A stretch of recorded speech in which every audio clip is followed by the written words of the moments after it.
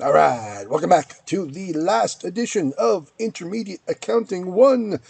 This has been a fun journey. I hope you've enjoyed it as well. We're going to finish off the class talking about Chapter 12, which goes over intangible assets. Intangible assets, what the heck are those things? Things that you can't touch? Really? Yes, and they have value. Go figure. These are the types of things you've seen before or you've heard about them before. You probably just never really considered them intangible assets. And the types we're talking about here are most notably patents, copyrights. We have franchises and licenses. Talk about those in a little bit. Trademarks. Well, TM symbol, right? You've probably seen that. At the top of or to the top right of a logo of some kind.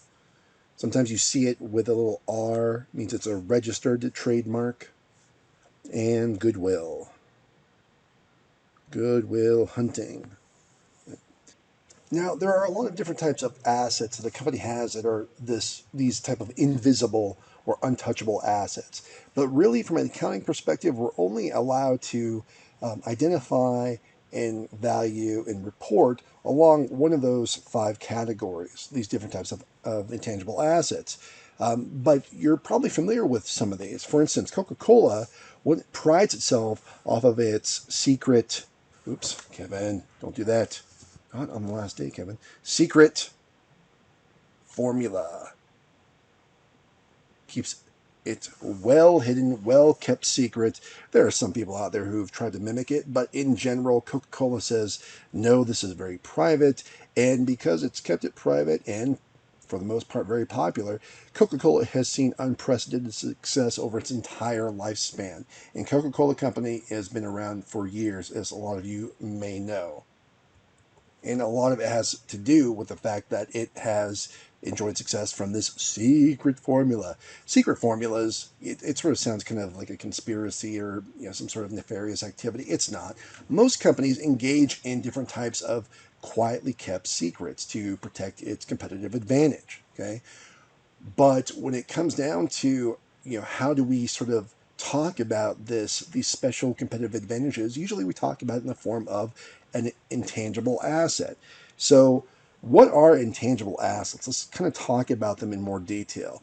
Key features about intangible assets are the same things that cause issues from an accounting and financing perspective. Most notably, intangible assets lack physical existence. How do you know it's there if it's invisible, right? Something has value, but it's invisible.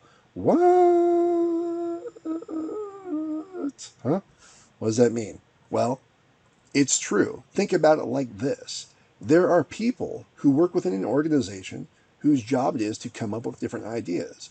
Or maybe there are people that work in an organization that have specialized processes. Well, sometimes you see that in the form of intellectual property or this thing called IP, right? And if a company comes up with a really good idea to produce something, maybe it's a drug, maybe it's some sort of type of technology, they'll likely have to protect it by filing a patent so that nobody else can mimic or copy what they're doing, right?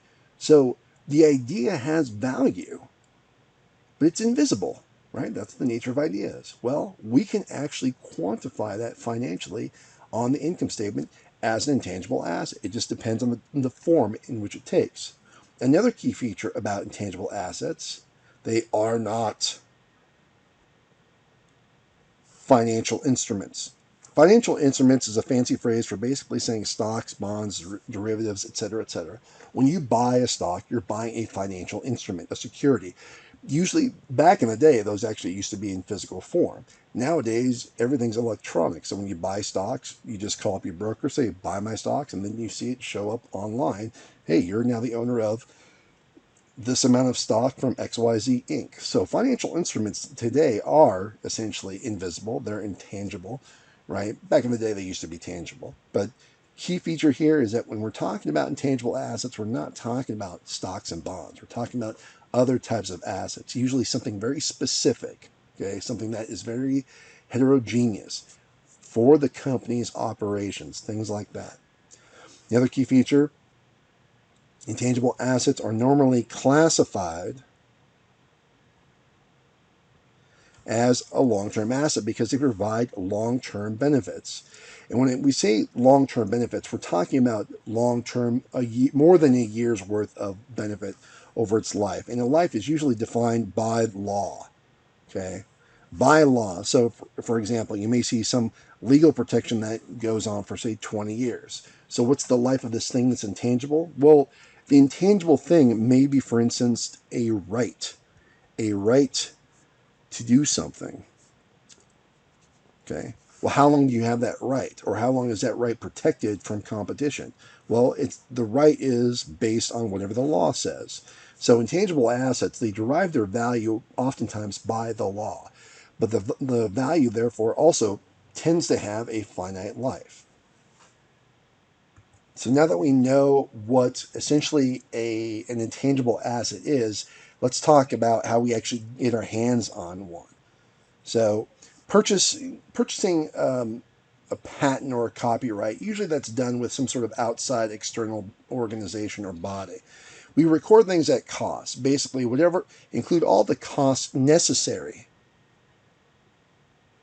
to make the intangible asset ready for its intended use. This may sound very familiar. In Chapter 10, when we were talking about Chapter 9 and 10, we were talking about fixed assets, tangible assets, all the costs incurred that were necessary to get the asset in place ready for use. Those were all capitalizable. Capitalizable costs. Right? We're not expensing them, not yet. When we do expense these costs, they'll be in the form of depreciation expense. In the case of intangible assets, we don't call it depreciation expense, we call it amortization expense. Okay, so all these costs, they're kept off the income statement for right now, they're put on the balance sheet. Eventually, they will be expensed in the form of amortization. What are the different types of costs that we would expect to see? Well, purchase price. And that's sort of like a very general or vague term to refer to things like filing fees. It's possible that we can purchase a patent from another company, but generally speaking, if we're the ones who come up with the idea, purchasing a patent usually means we're paying some sort of filing fees. But realize other companies, they may have patents that we can buy from them. Legal fees. Oh man. Lawyers love charging those fees. Legal fees are a big part of getting the patents and copyrights in place. We want to make sure that there's no holes or gaps or anything that could cause the patent to be violated. We want to make sure our lawyers are looking over this very, very carefully. And other incidental expenses like mailing, if we had to mail something in. There's also this thing called internally generated intangibles, and the biggest one we'll talk about later is research and development. But this key feature about internally created intangibles is that generally these things are expensed. We don't capitalize these things. We'll just go ahead and expense them. Other than that, when we're talking about a patent or copyright, something that we acquired externally, our next feature is trying to figure out, okay, if we know what the cost is, what's going to be the life over which we record amortization expense of all these costs.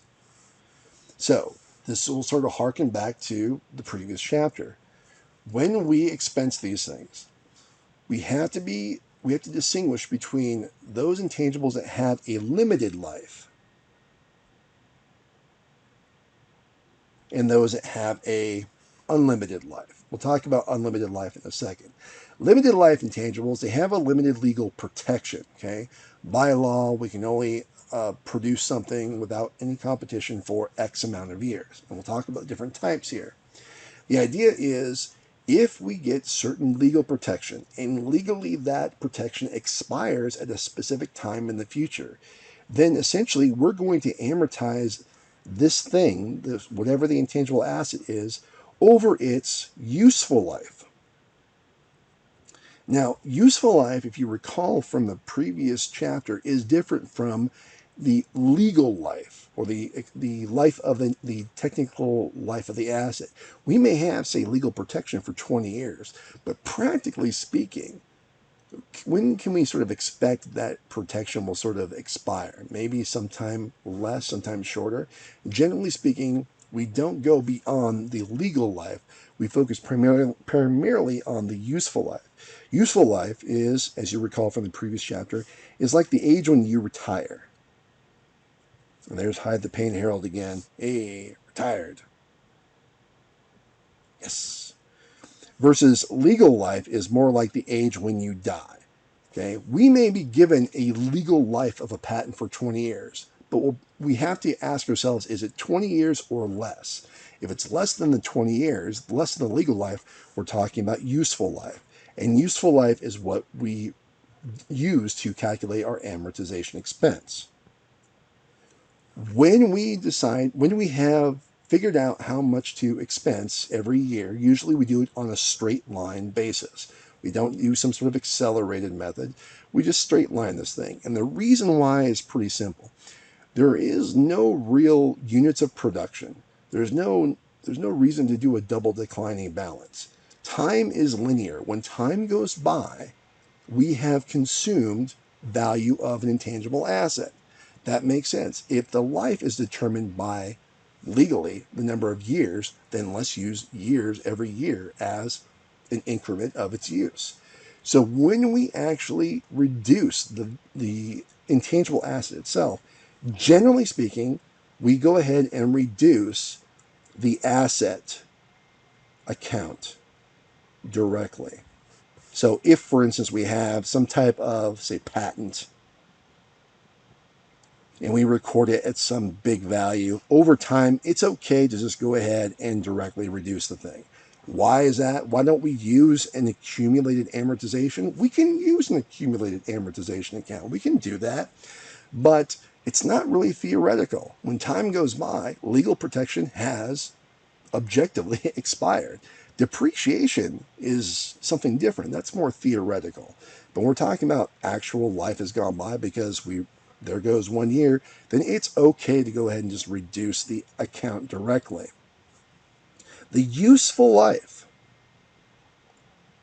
should reflect the periods over which the asset will contribute to cash flows. So if we have a patent, it's expected that we're going to start producing this product as soon as possible. So we'll go ahead and start amortizing the moment we start producing this thing. Okay? Generally speaking, it happens the moment we get the patent in place. The amortizable base is kind of like the depreciation base. It should be the cost minus the residual value, right? So this is very similar to the depreciable base. So think about depreciable base when you think about amortizable base.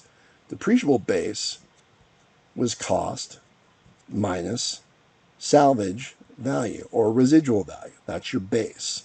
It's the same thing here. Amortizable base, if we think there's a residual value, we'll go ahead and put that in there. However, I want to caution you, I have rarely seen any company that has a salvage value or a residual value for a patent or copyright. Generally speaking, most of the time, the residual value is zero.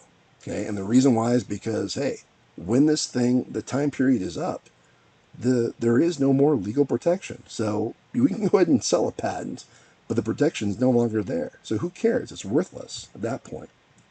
Companies should evaluate the limited life intangibles for impairment just like they would for tangible assets, i.e. property, plant, and equipment. And we'll talk about the ways in which it's done.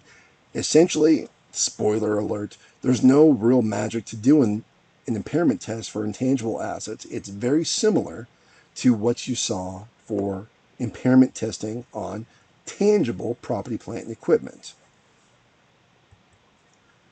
So these are all the features we have to be worried about for finite or definite life intangible assets. But what if we have an indefinite life intangible asset, something that has a useful life that is unknown, right? In this sort of situation, if we have an indefinite life, the biggest one that you tend to see as an example is goodwill. And we'll talk about how that arises. Generally, goodwill occurs because it's the result of a merger or acquisition of another company. There's no real determinable life for goodwill. Okay, it's just, hey, we paid extra for this company. We don't. It's an asset. We just don't know how long it's going to last. Well, it's kind of like Patrick Stewart. The guy doesn't seem to age over the years, right? So if the thing doesn't really get old or expire or die, we don't really know its useful life. So let's not have any amortization. No amortization. So there won't be any amortization expense for goodwill. And the reason why is because there's no foreseeable limit on time over which the asset is expected to provide cash flows. Hey, this is goodwill. It's going to provide future economic benefits forever, potentially, right? We still have to test for impairment. And the reason why this is most crucial is because goodwill is an asset that doesn't go away systematically. There's no expensing of goodwill. It just sticks on the books as an asset. This is a major concern, especially from a regulatory standpoint. You've got an asset. Maybe it's 10 million, maybe it's 100 million. It's on the books, but it doesn't go away. It's invisible, but it has value. How do you know this invisible thing worth several millions of dollars still has future economic benefit, especially when you think that there's no life, there's no end to it? We don't expense it, so doing the impairment test at least annually becomes the most crucial test that most companies have to go through at the end of the year. So impairment testing, big deal. And we'll talk about how to do impairment testing for goodwill later on.